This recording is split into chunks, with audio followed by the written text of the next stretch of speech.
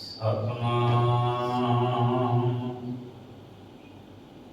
ਸ੍ਰੀ ਵਾਹਿਗੁਰੂ ਸਾਹਿਬ ਜੀ।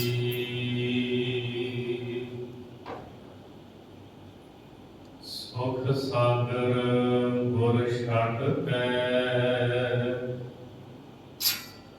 ਭਵ ਜਲ ਅੰਦਰ ਭੰਬਲ ਭੂਸੇ। ਲਹਿਰੀ ਨਾਲ ਪਛਾੜੀਆਂ ਹਉਮੈ ਅਗਨੀ ਅੰਦਰ ਡੂਸੇ।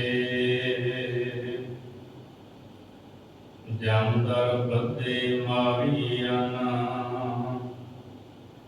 ਜਮ ਦੂਤਾਂ ਦੇ ਧੱਕੇ ਤੁਸੇ। ਗੋਇਲ ਵਾਸਾ ਚਾਰ ਦਿਨ ਨਾਉ ਧਰਾਇਨ ਈਸੇ ਮੂਸੇ। ਘਾਟ ਨ ਕੋਏ ਕਖਾਏ ਦਾ ਆਪੋ ਧਾਪੀ ਹੈਰਤ ਹੁਸੇ। ਸਾਇਰ ਦੇ ਮਰ ਜੀਵੜੇ ਕਰਨ ਮਜੂਰੀ ਖੇਚਲ ਖੁਸੇ। ਗੁਰ ਪੂਰੇ ਵਿਣ ਡਾਂਗ ਡੰਗੂਸੇ। ਗੁਰ ਪੂਰੇ ਵਿਣ ਡਾਂਗ ਡੰਗੂਸੇ। ਵਾਹਿਗੁਰੂ ਜੀ ਕਾ ਖਾਲਸਾ ਵਾਹਿਗੁਰੂ ਜੀ ਕੀ ਫਤਿਹ। ਪਤਿਤ ਪਾਵਨ ਭਗਤ ਵੈਸ਼ਲ ਕਰਮਾ ਨਿਧਾਨ ਜੋਤੀ ਸਵਰੂਪ ਦਸਾਂ ਪਾਤਸ਼ਾਹੀਆਂ ਦੀ ਜੋਤ ਧੰਨ ਸ੍ਰੀ ਗੁਰੂ ਗ੍ਰੰਥ ਸਾਹਿਬ ਸੱਚੇ ਪਾਤਸ਼ਾਹ ਜੀ ਦੀ ਮੁਕੱਦਸ ਹਜ਼ੂਰੀ ਦੇ ਅੰਦਰ ਹਾਜ਼ਰੀਆਂ ਭਰ ਰਹੀ ਸਤਿਗੁਰੂ ਜੀ ਦੀ ਸਾਜੀ ਨਿਵਾਜੀ ਗੁਰੂ ਰੂਪ ਸਾਧ ਸੰਗਤ ਜੀ, ਆਓ ਭਾਈ ਗੁਰਦਾਸ ਜੀ ਦੀਆਂ ਵਾਰਾਂ ਦੀ ਕਥਾ ਵਿਚਾਰ ਚਿੱਤ ਬਿਰਤੀਆਂ ਨੂੰ ਇਕਾਗਰ ਕਰਦੇ ਹਾਂ, ਸਰਵਣ ਕਰੀਏ। ਆਪ ਜੀ ਹੁਣ ਤੱਕ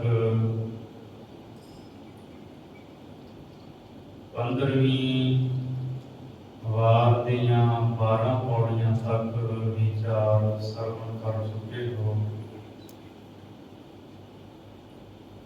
13ਵੀਂ ਪੌੜੀ ਦਾ ਪਾਠ ਆਪ ਜੀ ਨੇ ਸਰਵਣ ਕੀਤਾ ਹੈ। ਇਸ 13ਵੀਂ ਪੌੜੀ ਦੇ ਅੰਦਰ ਭਾਈ ਗੁਰਦਾਸ ਸਾਹਿਬ ਜੀ ਕਥਨ ਕਰਦੇ ਹੈ, ਸਤਿਗੁਰੂ ਜੀ ਸੁੱਖਾਂ ਦੇ ਸਮੁੰਦਰ ਹਨ। ਆਪ ਸੁੱਖਾਂ ਦੇ ਦਾਤੇ ਹਨ ਤੇ ਜਿਹੜਾ ਗੁਰੂ ਨੂੰ ਛੱਡ ਕੇ ਹੋਰ ਅਲਪ ਸ਼ਕਤੀਆਂ ਦਾ ਉਪਾਸ਼ਕ ਬਣ ਜਾਂਦਾ ਹੈ, ਉਹ ਸਦਾ ਹੀ ਭਟਕਦਾ ਰਹਿੰਦਾ ਹੈ। ਉਹਦੀ ਭਟਕਣਾ ਕਦੇ ਦੂਰ ਨਹੀਂ ਹੋ ਸਕਦੀ। ਸਮਰੱਥ ਗੁਰੂ ਨੂੰ ਛੱਡ ਦੇਣਾ ਭਾਵ ਇਹ ਹੈ ਕਿ ਦੁੱਖਾਂ ਦੇ ਸਮੁੰਦਰ ਦੇ ਵਿੱਚ ਛਾਲ ਮਾਰ ਦੇਣਾ। ਸਮਰੱਥ ਗੁਰੂ ਦਾ ਤਿਆਗ ਕਰਕੇ ਕਦੇ ਵੀ ਕੋਈ ਸੁਖੀ ਨਹੀਂ ਰਹਿ ਸਕਦਾ। ਧੰਨ ਗੁਰੂ ਗ੍ਰੰਥ ਸਾਹਿਬ ਮਹਾਰਾਜ ਜੀ ਦੀ ਅੰਮ੍ਰਿਤ ਬਾਣੀ ਜਦੋਂ ਅਸੀਂ ਪੜ੍ਹਦੇ ਹਾਂ ਤਾਂ ਸਤਿਗੁਰੂ ਜੀ ਬਾਣੀ ਵਿੱਚ ਸਾਨੂੰ ਦੱਸਦੇ ਹੈ ਕਿ ਇਹ ਬੰਦਾ ਸੁੱਖਾਂ ਦੀ ਪ੍ਰਾਪਤੀ ਵਾਸਤੇ ਬਹੁਤ ਸਾਰੇ ਯਤਨ ਕਰਦਾ ਹੈ, ਪਰ ਜਿਹੜੇ ਯਤਨ ਇਹ ਸੁੱਖਾਂ ਦੀ ਪ੍ਰਾਪਤੀ ਲਈ ਕਰਦਾ ਹੈ, ਅਖੀਰ ਇਹਨੂੰ ਦੁੱਖ ਹੀ ਮਿਲਦੇ ਹਨ। ਤੇ ਜਿਹਦੇ ਨਾਲ ਸੁੱਖ ਪ੍ਰਾਪਤ ਹੋਣਾ ਹੈ ਉਹ ਯਤਨ ਕਦੇ ਵੀ ਨਹੀਂ ਕਰਦਾ। ਗੁਰੂ ਦੀ ਸ਼ਰਨ ਪੈ ਕੇ ਨਾਮ ਦੀ ਦਾਤ ਪ੍ਰਾਪਤ ਕਰਕੇ प्रभु के नाम का सिमरन नहीं करता। कदे किसे दर ते कदे किसे दर ते भटकदा रहिंदा है। गुरु तेग बहादुर जी बाणी विच फरमाउंदे है, बंदे दे मन की हालत दसदे है। बिरथा कहों कौन स्यों मन की, लोभ ग्रस्यो दसहूं दिस धावत, आसा लागियो तन की। मैं अपने मन की पीड़ा किसनूं दसां, किहदे अगे बयान करा मैं मन की पीड़ा। लोभ ग्रस्यो दसहूं दिस धावत, लोभ दे विच ग्रसिया होया ये मन दसां ही दिशावां दे विच दौड़दा है। आसा लागियो धन की, मन दे विच सिर्फ धन की आस है। कोई सेवा बंदगी सिमरन ये तो ख्याल ही नहीं मन दे विच। द्वार है द्वार स्वान ज्यों डोलत, नह सुध राम भजन की। दर दर दे उत्ते इस तरह डोलदा भटकदा है जिवें स्वान एक कुकर, कदे किसे दर ते कदे किसे दर ते। जिन्हां नूं असीं आवारा कुत्ते कहने हां, वो एक दर ते नहीं। पालतू कुत्ते दे विच भी गुण है, वो एक दर दा है। अपने मालक दा दर छड्ड के नहीं जाता।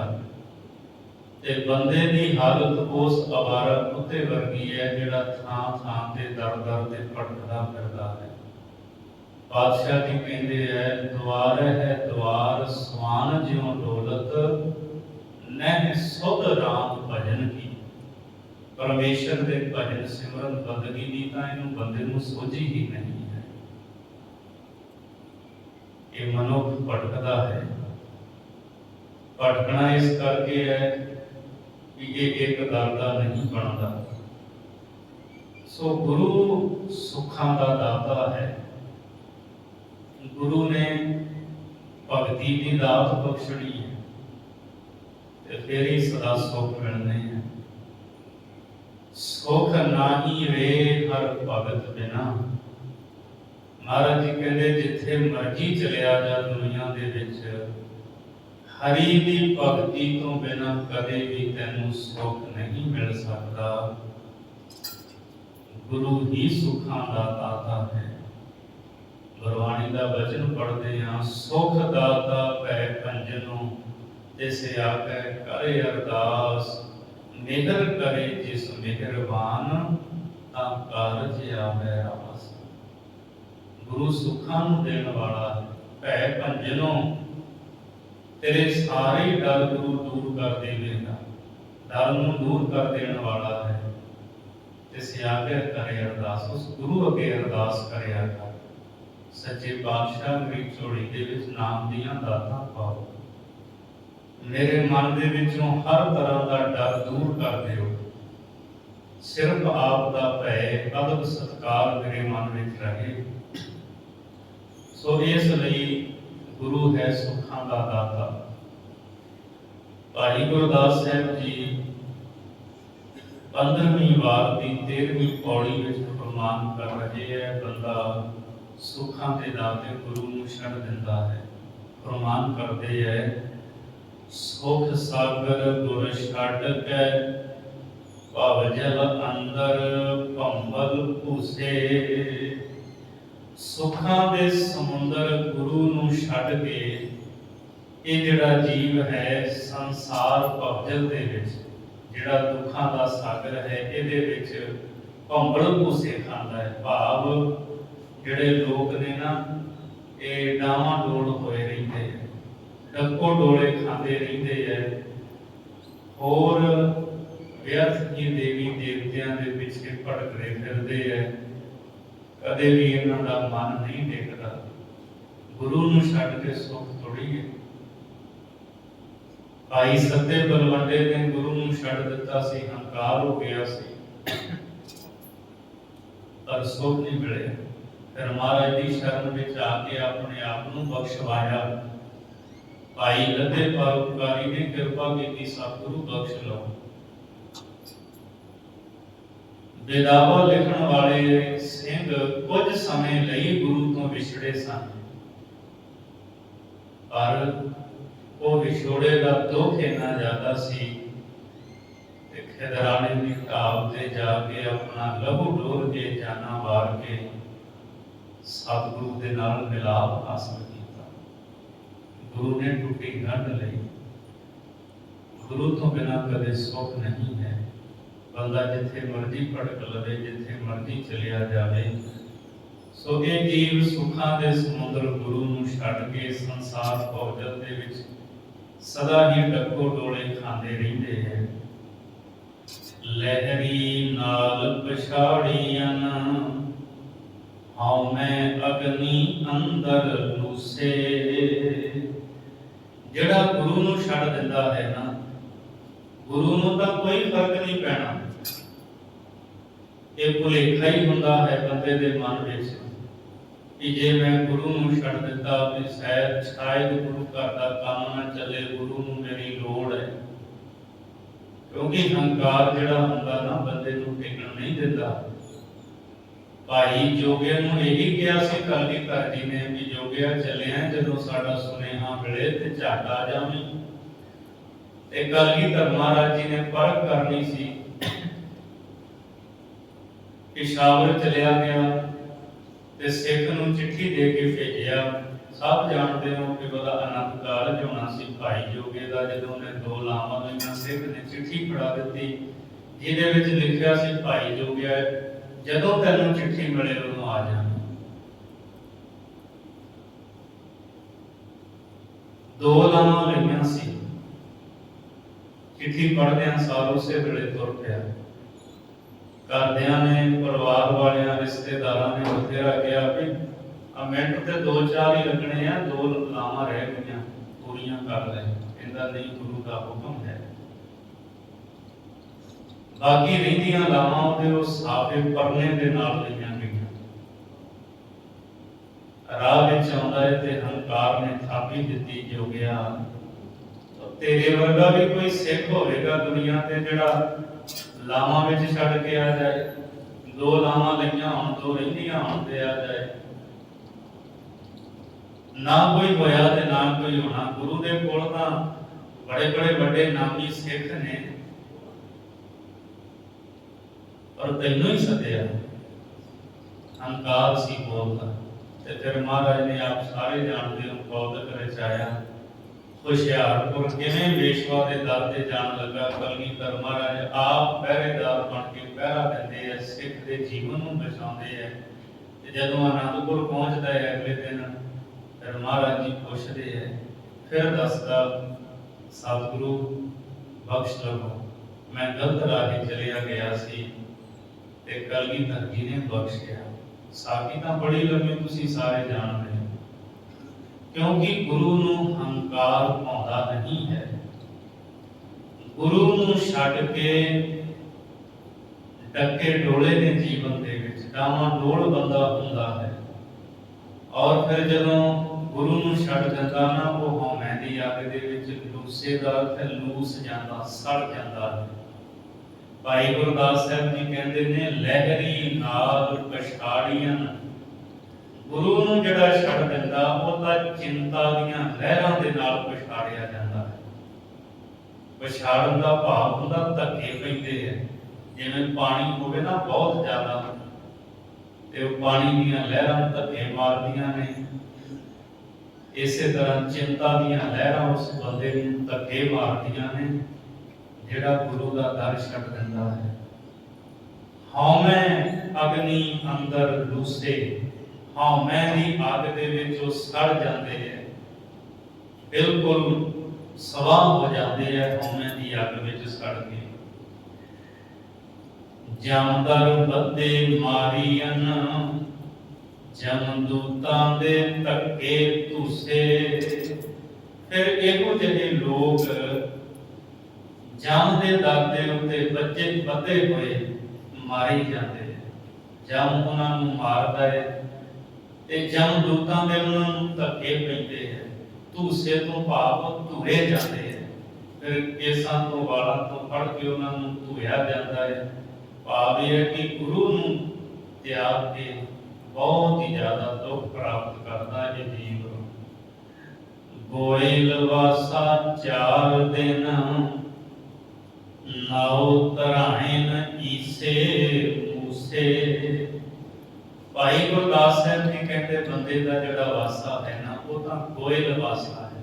ਗੋਇਲ ਵਾਸਾ ਭਾਵ ਹੁੰਦਾ ਜਿਵੇਂ ਗੁੱਜਰ ਹੁੰਦੇ ਆ ਨਾ, ਮੱਝਾਂ ਗਾਵਾਂ ਰੱਖਣ ਵਾਲੇ, ਤੇ 4 ਦਿਨ ਇੱਕ ਥਾਂ ਤੇ ਟਿਕਦੇ ਆ, ਉੱਥੇ ਉਹ ਆਪਣੀਆਂ ਛਪਰੀਆਂ ਬਣਾ ਲੈਂਦੇ ਆ, ਤਰਪਾਲ ਪਾ ਲੈਂਦੇ ਆ, 4 ਦਿਨ ਇੱਥੇ ਰਹੇ, 4 ਦਿਨ ਉੱਥੇ, ਇੰਨਾ ਸਮਾਂ ਕੱਢਦੇ।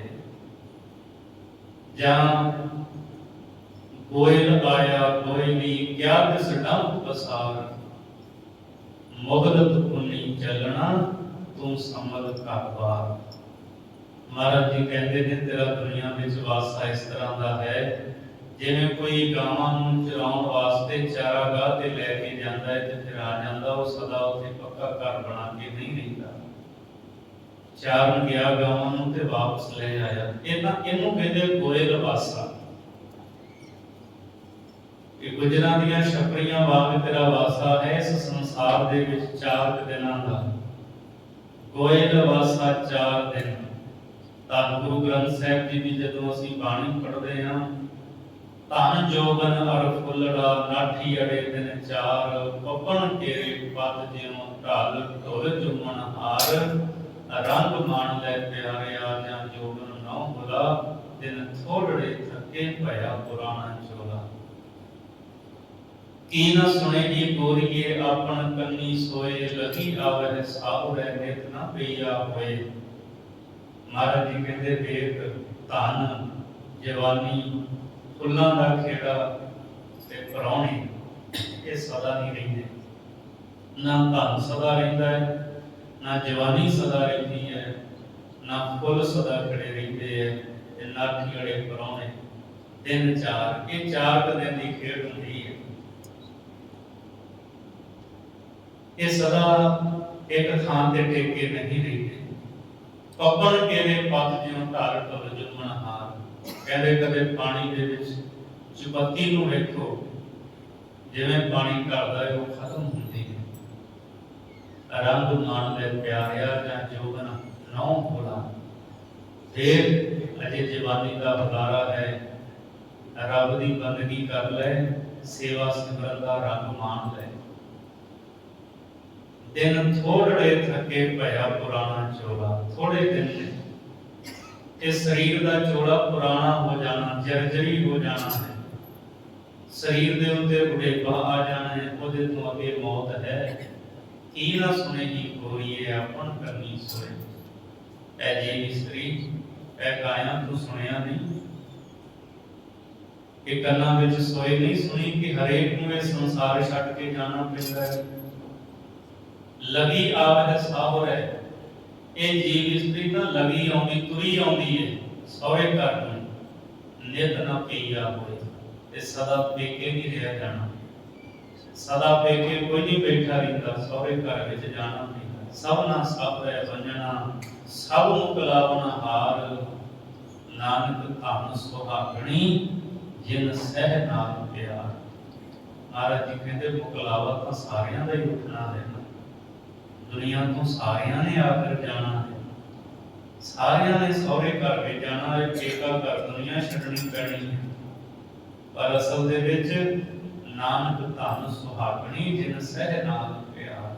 ਉਹ ਸੁਹਾਗਣਾ ਗੁਰਮੁਖ ਜੀਵ ਇਸਤਰੀਆਂ ਧਨਤਾ ਦੇ ਯੋਗ ਹਨ, ਜਿਨ੍ਹਾਂ ਦਾ ਪਿਆਰ ਹੈ ਪਰਮਾਤਮਾ ਪਤੀ ਦੇ ਨਾਲ, ਕੰਤ ਦੇ ਨਾਲ। ਉਹ ਸੁਹਾਗਣਾ ਨੇ, ਉਹ ਪੇਕੇ ਘਰ ਵਿੱਚ ਵੀ ਤੇ ਅੱਗੇ ਸਹੁਰੇ ਘਰ ਦੇ ਵਿੱਚ ਵੀ ਸਤਿਕਾਰ ਪਾਉਂਦੀਆਂ ਨੇ। ਇਸ ਲਈ ਮਨ ਵਿੱਚ ਇਸ ਗੱਲ ਨੂੰ ਜਾਣ ਲੈ ਕਿ 4 ਦਿਨ ਦਾ ਵਾਸਾ ਹੈ। ਭਾਈ ਗੁਰਦਾਸ ਸਾਹਿਬ ਜੀ ਕਹਿੰਦੇ ਨੇ ਗੋਇਲ ਵਾਸਾ 4 ਦਿਨ। ਕਹਿੰਦੇ ਗੋਇਲ ਵਾਸਾ ਹੈ, ਗੁਜਰਾਂ ਵਾਂਗ ਤੇਰਾ ਵਾਸ ਹੈ 4 ਦਿਨਾਂ ਦਾ। ਨਾਉ ਧਰਾਇਨ ਈਸੇ ਮੂਸੇ, ਤੇ ਇਥੇ ਕੋਈ ਈਸਾ ਕੋਈ ਮੂਸਾ ਨਾਮ ਰਖਾ ਕਰਕੇ ਤੇ ਸਦਾ ਰਹਿਣ ਵਾਲੇ ਆਪਣੇ ਆਪ ਨੂੰ ਕਹਾ ਗਏ। ਪੈਗੰਬਰਾਂ ਵਾਲੇ ਨਾਮ ਰਖਾ ਲਏ, ਕਿਸੇ ਨੇ ਈਸਾ, ਕਿਸੇ ਨੇ ਮੂਸਾ, ਨਾਮ ਵੱਡੇ ਵੱਡੇ ਰਖਾ ਲਏ, ਪਰ ਰਿਹਾ ਕੋਈ ਨਹੀਂ। ਸਮਾਂ ਆਉਣ ਤੇ ਉਹ ਦੁਨੀਆ ਤੋਂ ਤੁਰ ਗਏ।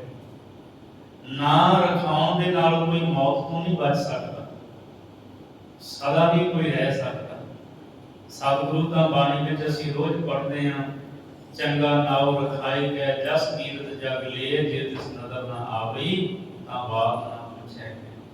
ਜਿਹੜਾ ਵੱਡਾ ਮਰਜੀ ਨਾਂ ਰਖਾ ਲਵੇ, ਨਾਂ ਰਖਾਉਣ ਦੇ ਨਾਲ ਥੋੜੀ ਵੱਡਾ ਹੋ ਜਾਂਦਾ ਬੰਦਾ ਤਾਂ ਆਪਣੇ ਸ਼ੁਭ ਕਰਮਾਂ ਕਰਕੇ ਵੱਡਾ ਹੁੰਦਾ ਹੈ। ਇਸ ਲਈ ਭਾਈ ਗੁਰਦਾਸ ਜੀ ਕਹਿੰਦੇ ਕਈ ਆਏ, ਕਿਸੇ ਨੇ ਈਸਾ, ਕਿਸੇ ਨੇ ਮੂਸਾ, ਬਖਤਾ ਪੈਗੰਬਰਾਂ ਵਾਲਾ ਨਾਂ ਰਖਾਇਆ, ਪਰ ਆਖਰ ਸਮਾਂ ਆਉਣ ਤੇ ਦੁਨੀਆ ਤੋਂ ਤੁਰ ਗਏ। ਘਟ ਨ ਕੋਏ ਅਖਾਏ ਦਾ, ਆਪੋ ਧਾਪੀ ਹੈਰਤ ਪੂਸੇ।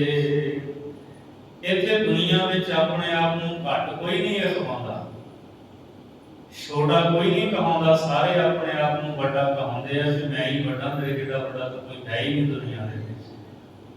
ਗੁਰਬਾਣੀ ਦਾ ਵਚਨ ਹੈ, ਘਾਟ ਨਾ ਕਿਨਹੀ ਕਹਾਇਆ, ਸਭ ਕਹਤੇ ਹੈ ਪਾਇਆ। ਆਪਣੇ ਆਪ ਨੂੰ ਘੱਟ ਨਹੀਂ ਕੋਈ ਕਹਾਉਂਦਾ। ਸਾਰੇ ਕਹਿੰਦੇ ਆ ਮੈਂ ਰੱਬ ਨੂੰ ਪਾ ਲਿਆ, ਜਿਹਨੂੰ ਪੁੱਛੋ ਕਹਿੰਦਾ ਮੈਂ ਰੱਬ ਨੂੰ ਪਾ ਲਿਆ। ਦੁਕਾਨਦਾਰੀ ਬਹੁਤੇ ਚਲਾਉਂਦੇ ਆ,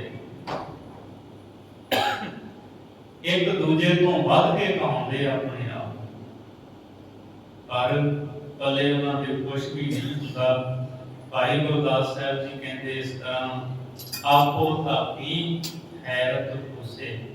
ਕਹਿੰਦੇ ਆਪੋ ਆਪਣੀ ਹੈਰਤ ਨਾਲ, ਹੈਰਾਨਗੀ ਦੇ ਨਾਲ ਹੀ ਹਾਰ ਜਾਂਦੇ, ਉੱਠ ਜਾਂਦੇ ਹੈ। ਉਹ ਜਿਹੜੇ ਆਪੋ ਧਾਪੀ ਵਿੱਚ ਪਏ ਹੋਏ ਆ ਨਾ, ਵੀ ਮੇਰੀ ਵਡਿਆਈ ਹੋਵੇ, ਮੈਂ ਵੱਡਾ ਹਾਂ। ਕਿਉਂਕਿ ਲੋਕ ਆਪਣੇ ਆਪ ਨੂੰ ਵੱਡਾ ਦੱਸਣ ਵਾਸਤੇ ਫਿਰ ਪ੍ਰਚਾਰ ਕਰਦੇ ਆ ਕਿ ਮੈਂ ਵੱਡਾ ਹਾਂ, ਮੈਂ ਵੱਡਾ ਹਾਂ। ਤੇ ਜਿਹੜਾ ਸਭ ਤੋਂ ਵੱਡਾ ਪਰਮੇਸ਼ਰ, ਨਾ ਕੋਈ ਉਹਦੀਆਂ ਵਡਿਆਈਆਂ ਕਰਦਾ, ਉਹਦੀਆਂ ਸਿਫਤਾਂ ਨਹੀਂ ਕਰਦੇ। ਸੋ ਇਸ ਲਈ ਆਪੋ ਧਾਪੀ ਵਿੱਚ ਲੋਕ ਪਏ ਹੋਏ ਹੈ ਤੇ ਅਖੀਰ ਉੱਠ ਜਾਂਦੇ ਹੈ, ਹਾਰ ਜਾਂਦੇ ਹੈ। ਸਾਇਰ ਦੇ ਮਰ ਜੀਵੜੇ, ਕਰਨ ਮਜੂਰੀ ਖੇਚਲ ਖੂਸੇ। ਭਾਈ ਗੁਰਦਾਸ ਜੀ ਕਹਿੰਦੇ ਜਿਵੇਂ ਸਮੁੰਦਰ ਦੇ ਮਰ ਜੀਵੜੇ ਹੁੰਦੇ ਆ ਨਾ, ਸਮੁੰਦਰ ਵਿੱਚ ਜਿਹੜੇ ਸਮੁੰਦਰ ਦੀ ਤਹਿ ਵਿੱਚ ਹੇਠਾਂ ਜਾਂਦੇ ਆ, ਮਜ਼ਦੂਰ ਨੇ, ਮਜ਼ਦੂਰੀਆਂ ਕਰਦੇ ਆ। ਸਮੁੰਦਰ ਦੇ ਮਰ ਜੀਵੜਿਆਂ ਦੇ ਵਾਂਗ ਮਜ਼ਦੂਰੀਆਂ ਕਰਕੇ ਜਿਹੜੇ ਲੋਕ ਨੇ ਉਹ ਖੇਚਲਾਂ ਦੇ ਵਿੱਚ ਹੀ ਮਾਰ ਮੁੱਕ ਜਾਂਦੇ ਆ, ਟੁੱਟ ਜਾਂਦੇ ਆ, ਦੁਖੀ ਹੁੰਦੇ ਆ, ਔਰ ਬਹੁਤੇ ਹੀ ਦੁੱਖਾਂ ਨੂੰ ਪ੍ਰਾਪਤ ਕਰਕੇ ਇਸ ਸੰਸਾਰ ਤੋਂ ਚਲੇ ਜਾਂਦੇ ਆ। ਗੁਰ ਪੂਰੇ ਬਿਨ ਡਾਂਗ ਢਲੂਸੇ। ਪੂਰੇ ਸਤਿਗੁਰੂ ਤੋਂ ਬਿਨਾਂ ਜੀਵਨ ਦੇ ਵਿੱਚ ਡੱਕੇ ਡੋਲੇ ਹੀ ਹਨ, ਭਟਕਣਾ ਹੀ ਭਟਕਣਾ ਹੈ। ਅਥਵਾ ਡਾਂਗ ਢਲੂਸੇ ਦਾ ਭਾਵ ਇਹ ਹੈ ਕਿ ਡਾਂਗ ਦਾ ਹੀ ਆਸਰਾ ਹੈ ਉਹਨਾਂ ਨੂੰ। ਉਹ ਗੁਰੂ ਨੂੰ ਤਾਂ ਛੱਡ ਦਿੱਤਾ, ਗੁਰੂ ਦਾ ਆਸਰਾ ਲੈ ਕੇ ਨਹੀਂ ਚੱਲਦੇ, ਕਿਸੇ ਹੋਰ ਦਾ ਆਸਰਾ ਲੈ ਕੇ ਚੱਲਣ ਦਾ ਯਤਨ ਕਰਦੇ ਹੈ। ਤੇ ਇਸ ਲਈ ਫਿਰ ਉਹ ਪੂਰੇ ਗੁਰੂ ਤੋਂ ਬਿਨਾਂ ਕਦੇ ਵੀ ਸੁਖ ਪ੍ਰਾਪਤ ਨਹੀਂ ਹੋ ਸਕਦੇ। ਲੋਕ ਪਰਲੋਕ ਦੇ ਵਿੱਚ ਪੂਰਾ ਗੁਰੂ ਹੀ ਰੱਖਿਆ ਕਰਨ ਦੇ ਸਮਰੱਥ ਹੈ। ਇਸ ਤੋਂ ਅਗਲੀ ਪੌੜੀ, 14ਵੀਂ ਪੌੜੀ ਵਿੱਚ ਭਾਈ ਗੁਰਦਾਸ ਸਾਹਿਬ ਜੀ ਗੁਰੂ ਦੀ ਮਹਿਮਾ ਕਰਦੇ ਆ ਕਿ ਬੰਦਾ ਗੁਰੂ ਨੂੰ ਛੱਡ ਕੇ ਪਦਾਰਥਾਂ ਦੇ ਪਿੱਛੇ ਭੱਜਦਾ ਹੈ ਤੇ ਉਹਨਾਂ ਪਦਾਰਥਾਂ ਨੂੰ ਪ੍ਰਾਪਤ ਕਰਕੇ ਸਰੀਰੀ ਸੁੱਖ ਚਾਹੁੰਦਾ ਕਿ ਮੈਨੂੰ ਪਦਾਰਥਾਂ ਦੇ ਵਿੱਚੋਂ ਸੁੱਖ ਮਿਲ ਜਾਏ, ਪਰ ਉਹਨਾਂ ਵਿੱਚੋਂ ਸੁੱਖ ਮਿਲਦਾ ਨਹੀਂ। ਸੁੱਖ ਨਾਹੀ ਬਹੁਤ ਹੈ ਧਨ ਖਾਟੇ, ਸੁੱਖ ਨਾਹੀ ਵੇਖੇ ਨਿਰਤ ਨਾਟੇ, ਸੁੱਖ ਨਾਹੀ ਬਹੁ ਦੇਸ਼ ਕਮਾਏ, ਸਰਬ ਸੁਖਾ ਹਰ ਹਰ ਗੁਣ ਗਾਏ। ਜਿੱਥੇ ਵੱਡੀ ਜਾਵੇ ਸੁੱਖ ਨਹੀਂ, ਸੁੱਖ ਤਾਂ ਰੱਬ ਦੀ ਬੰਦਗੀ ਵਿੱਚ ਹੈ। ਭਾਈ ਗੁਰਦਾਸ ਜੀ ਦੱਸਦੇ ਹੈ चिंता मन गुर छड़ के, चिंता मन चिंता न गवाए। चिंता मन एक पत्थर की छोटी जही वड्डी होती है और एक काल्पनिक है। सनातन मत के धर्म ग्रंथों के विच इसका बहुत जिक्र है। कहते भी जिसनों ये चिंतामणि मिल जाए ओदियां चिंतावां दूर हो जांदियां ने ते जो वो पदार्थ की मन विच आस करे वही पदार्थ उन्हें मिल जाता है। चिंतामणि है नहीं किसी को, जिक्र जरूर है ये काल्पनिक और दस्या जाता जिहदे कोल होवे उन्हें बहुते पदार्थ मिलते हैं। भाई गुरदास जी कहते असल दे विच चिंतामण तां गुरु है ते गुरु नूं छड्ड के जिहड़ी दूजी काल्पनिक चिंतामणि है ना उहदे पिछे बंदा भजदा रहिंदा वो कदे लभदी नहीं। ते समर्थ गुरु जिहड़ा सामने है गुरु दी शरण विच नहीं पैंदा।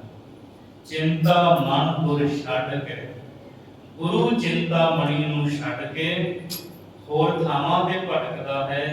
चिंता मन चिंता ना गवाए। जिहड़ी काल्पनिक चिंतामणि है वो बंदे दी चिंता नूं फिकरां नूं दूर नहीं कर सकती। इत्थे दुनिया विच चिंतत ही दिसै सब कोय, चेत है एक तही सुख होए। चित वसै राजै हर नाए। बादशाह जी कहते हर बंदा चिंता के सैद नजर आता है और जदों एक नूं चेते करन लग पैंदा है रब नूं तां फिर इहदी चिंता दूर हो जाती है। हरि दा नाम जदों इहदे मन विच रच जाता है इहदे फिकर दूर हो जाते हैं। इस लई महाराज कहते हैं चाल आके उठ नाम जप, निस बासुर आराध, कारा तुझे न व्यापई, नानक मिलै पाप। तुम जपेगा फिर तेन कोई चोरा फिकर नहीं व्यापेगा।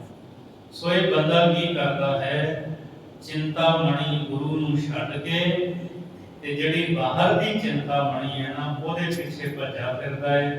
भाई गुरदास जी कहते गुरु चिंतामणि ने तेरी चिंता दूर करनी है ते जिहड़ी चिंतामणि दे पिछे तू भज्जा फिरदा है ओहने तेरी चित्त दी चिंता कदे दूर नहीं करनी। चितवणिया लख रात देहो, त्रास न तृष्णा अगन बुझाए। बंदे दे अंदर दिने रात लखां ही चितवणियां हुंदियां, मतलब लखां सोचां दे अंदर फुरदियां रहिंदियां। उन्हां सोचां अते चोर आदक इन्हां दा जिहड़ा डर है, तृष्णा दी अग्नि है, इस नूं चिंतामणि कदे दूर नहीं कर सकती।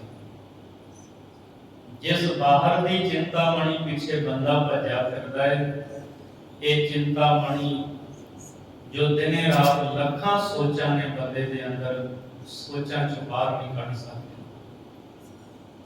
ये जिहड़ा बंदा बहुतियां सोचां दे विच रहिंदा है वो बंदा पागल हो जाता है। ना डर दूर कर सकती बाहर दी चिंतामणि, ना तृष्णा दी अग बुझा सकती है।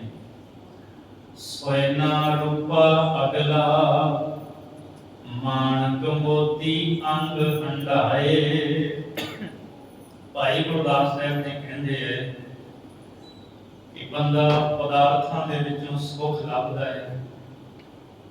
कहते सोना ते चांदी अगला बहुता होवे।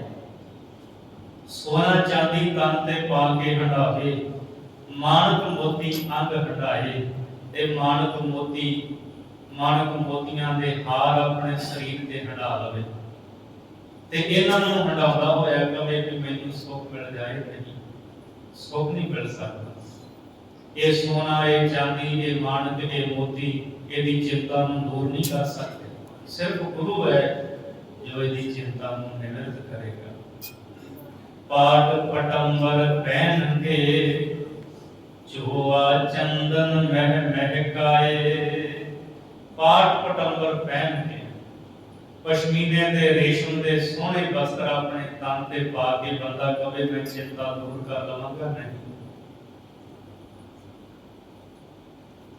रेशम दे कपड़े, पश्मीने दे वस्त्र एदियां चिंतावां दूर नहीं कर सकते। चोआ चंदन मह महकाए, ते चोआ चंदन दा धरती दे उत्ते ओदी महक करे, सुगंधी खिलारे इधर उधर, इतर चंदन इन्हां दा छिड़काव करे धरती ते जिथे पूरी महक सुगंधी होवे उथे रवे, सुख तां भी नहीं मिलना, चिंता फिर भी बंदे दी दूर नहीं होवेगी। हाथी घोड़े पाखरे महल बगीचे सुफल फलाए, फिर हाथी घोड़े पाखरे के काठियां समेत होण, काठियां समेत हाथी घोड़ियां दी असवारी करे ते चाहे सुख मिल जाए। भाई गुरदास जी कहते हैं सुख फिर भी नहीं, चिंता फिर भी यदि दूर नहीं होनी, भावें हाथी घोड़ियां दी असवारी कर लवे। और इसे तरह महल बगीचे सुफल फलाए, महलों विच उच्चे वड्डियां महलों दे विच रहे, बागां दी सैर करे, जिथे सहद फलों दे रुख खड़े हुए ने उन्हां फलों दा सेवन करे, सुख तां भी नहीं, चिंता फिर भी यदि दूर नहीं हो सकती। सुंदर नारी सेज सुख, माया मोहे तोहे लपटाए, ते सुंदर नारी सुंदर स्त्रियां उन्हां दी सेजा दा सुख माणे, ये जिन्ना कुछ है ना ये सारा माया दा मोह है। भाई गुरदास जी कहते चित्त दी एकाग्रता इस धन दौलत हाथी घोड़े महल बगीचे सोना चांदी हीरे मोतियां दे नाल चित्त दी चिंता नहीं दूर होंदी, ये सारा कुछ माया दा मोह है ते बंदा इहदे विच लपटाए, इहदे विच लपट जांदा है, फस जांदा है ते धोखे अखीर ये सारा कुछ धोखा हुंदा है। अखीर विच ये बंदा अपने आप नूं ठगिया महसूस करदा है कि मैं ठगिया गया हाँ, इन्हां चीज़ां तो मैनूं धोखा मिलिया है, मैं किसी मंजिल दे उत्ते नहीं पुज सकिया।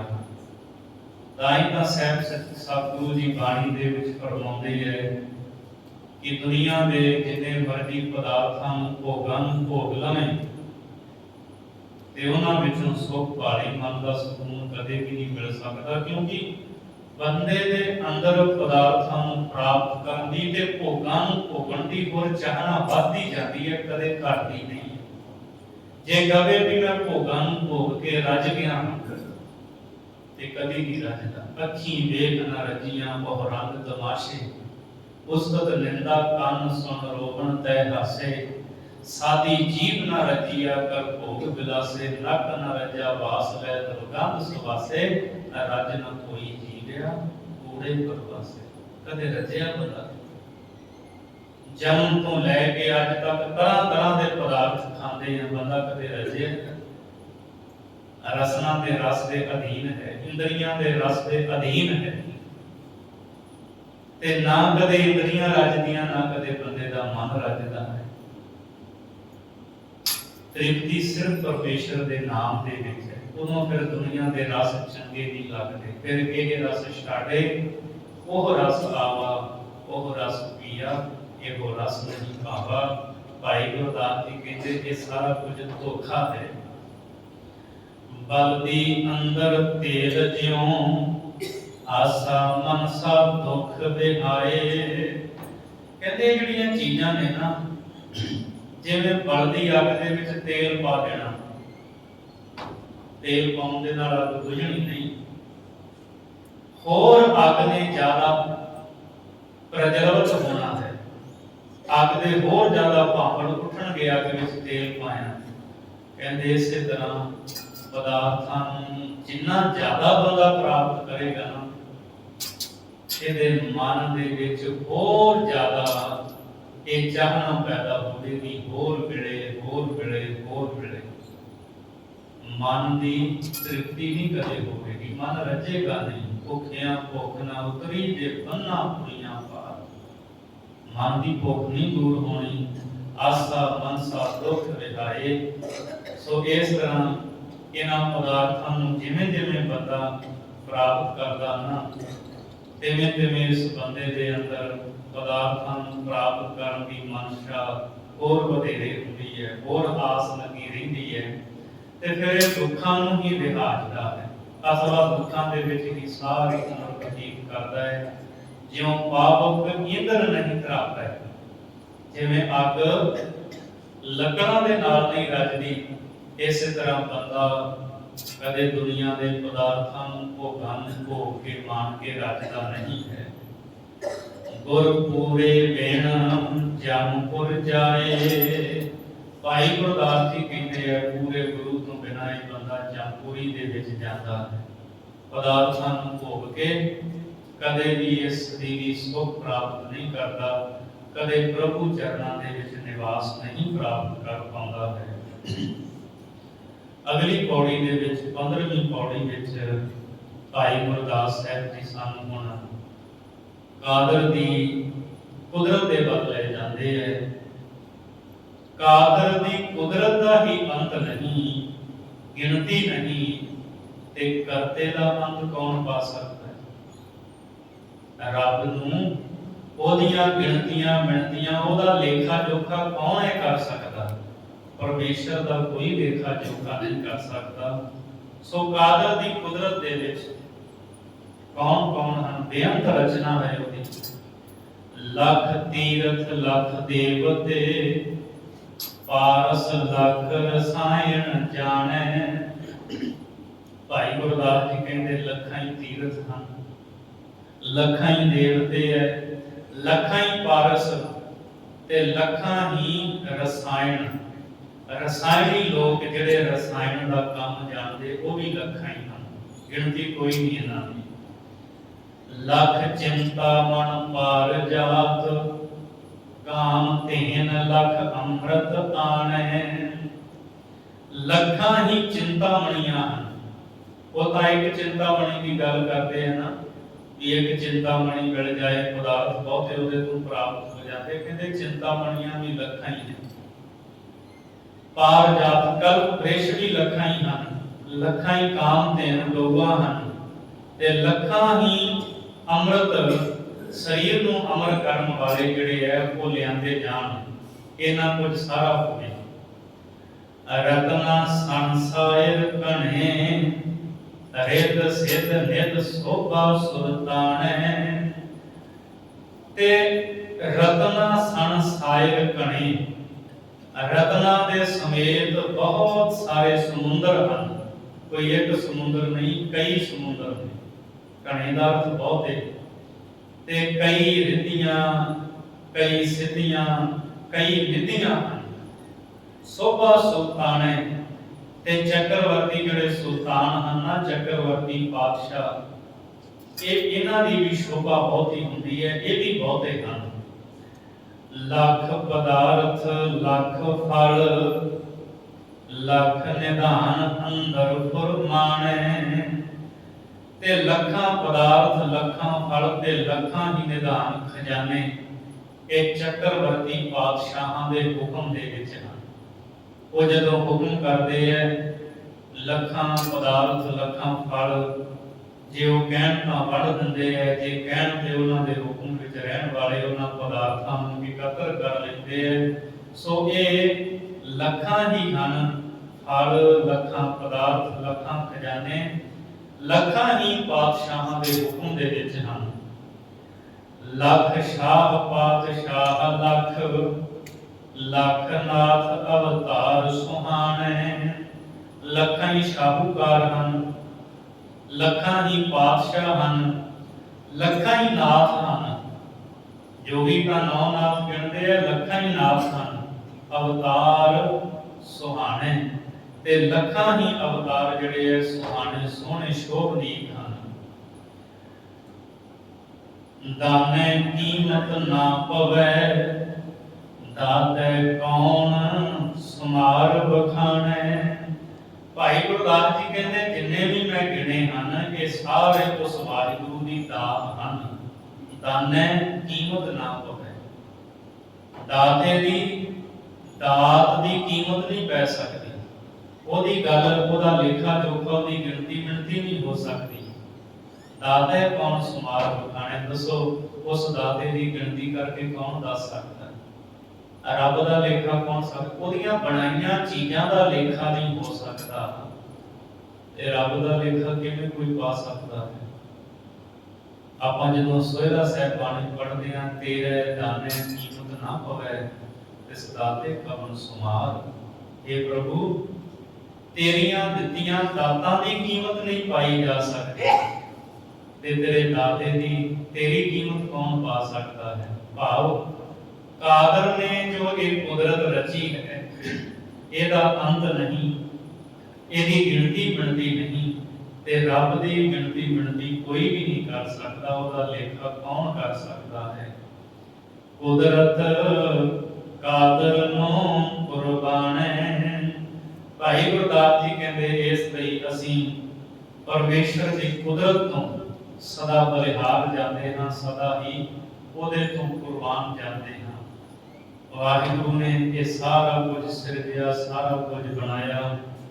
ਜਿਨ ਦਿਨ ਕਰਕੇ ਕੀਤੀ ਰਾਤ ਖਸਮ ਵਿਸਾਰਹਿ ਤੇ ਕਮਜਾਰ। ਦਿਨ ਰਾਤ ਬਣਾਏ, ਚੰਦ ਸੂਰਜ ਬਣਾਏ, ਬੇਅੰਤ ਉਹਨੇ ਰਚਨਾ ਕੀਤੀ, ਉਹਦਾ ਅੰਤ ਨਹੀਂ ਤੇ ਜਿਹੜਾ ਬਣਾਉਣ ਵਾਲਾ ਹੈ ਪਰਮੇਸ਼ਰ, ਉਹਦਾ ਕੋਈ ਵੀ ਅੰਤ ਨਹੀਂ ਪਾ ਸਕਦਾ। ਇਸੇ ਲਈ ਮਹਾਰਾਜ ਕਹਿੰਦੇ ਆ ਬਲਿਹਾਰੀ ਕੁਦਰਤ ਵਸਿਆ ਤੇਰਾ ਅੰਤ ਨਾ ਜਾਈ ਲੱਗਿਆ। ਬਲਿਹਾਰ ਹਾਂ ਕੁਦਰਤ ਵਿੱਚ ਵਸੇ ਹੋਏ ਪ੍ਰਭੂ, ਮੈਂ ਤੈਥੋਂ ਤੇਰਾ ਅੰਤ ਨਹੀਂ ਅੱਜ ਤੱਕ ਕਿਸੇ ਤੋਂ ਜਾਣਿਆ ਗਿਆ। ਇਸ ਲਈ ਪ੍ਰਭੂ ਨੂੰ ਨੇਤ ਨੇਤ ਬੇਅੰਤ ਬੇਅੰਤ ਹੀ ਕਹਿਣਾ ਬਣਦਾ ਹੈ। ਸਤਿਗੁਰੂ ਮਿਹਰ ਕਰਨ, ਭੁੱਲਾਂ ਦੀ ਖਿਮਾ ਬਖਸ਼ਣੀ ਜੀ, ਅਗਾਂਹ ਵਾਸਤੇ ਸਮਤ ਬਖਸ਼ਣੀ। ਦਾਨੈ ਕੀਮਤ ਨਾ ਪਵੇ ਦਾਤੈ ਕੌਣ ਸਮਾਰ ਬਖਾਣੈ। ਕੁਦਰਤ